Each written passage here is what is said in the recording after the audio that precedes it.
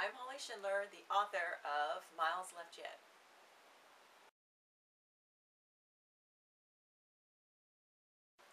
The book follows three different characters who are all from three pretty different walks of life. We've got Mildred, who's a never-married school teacher, whose lifelong neighborhood is becoming kind of a dangerous place for a woman to live alone, so she sells her home and moves to the Granite Ridge retirement community.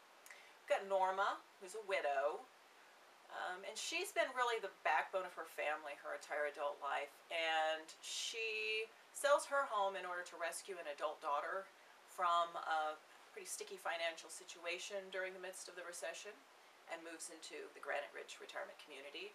And we've got Jim, who's a widower, who sells his home, doesn't want to be alone, rattling around in his house alone, can't stand it, so he sells his home and moves into the Granite Ridge as well. And the one thing all of these people have in common is that they're really hungry to find out what this new chapter is going to bring in their lives, right? And the cool thing about it is that they're starting this new journey with a wealth of life experience behind them. I mean, how many times have we all said, if only I'd known X, before I got into this situation? Well, now these characters do. They're starting a new adventure, they're beginning a new journey, and they don't have the handicap of being naive.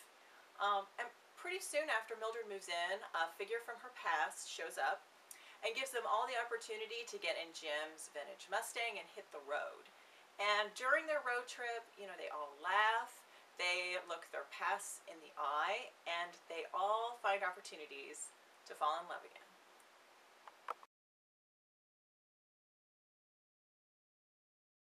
I think the most powerful part of reading is seeing yourself in a book. You don't get that anywhere else. You don't get it in a movie or a TV show or a play. In those forms of entertainment, you're watching a character from afar as they navigate through various problems in your life. In literature, in a book, you are inside another person's head. It's a really powerful thing to hear your own thoughts being spit back at you. It makes you feel like so many experiences in life are really universal. But I know from my own experience as a reader, I don't have those same moments of connection to characters who are significantly younger than I am. As I age, I have a different frame of reference, I have a different perspective, I'm in a different place in my life, and I don't have those moments of connection necessarily to young 20-something-year-olds.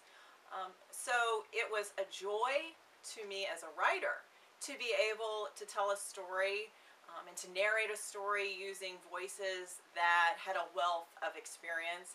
And it's also my hope that, my readers who are of the same age as these characters will find those great moments of connection in this book as well.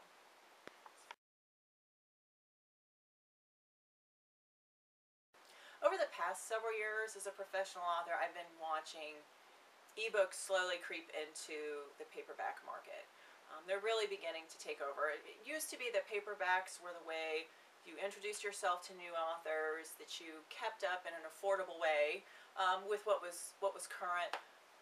But now an ebook is even cheaper than a paperback, and it's instant entertainment, right? You don't have to wait for the bookstore to open. You don't have to wait for the book to be delivered. You don't even need a dedicated e-reader. I mean, it's cool that if you have one, I love mine, but all you need to do really is download a free app to your computer or your tablet or even your phone, and you can instantly start reading a brand new novel.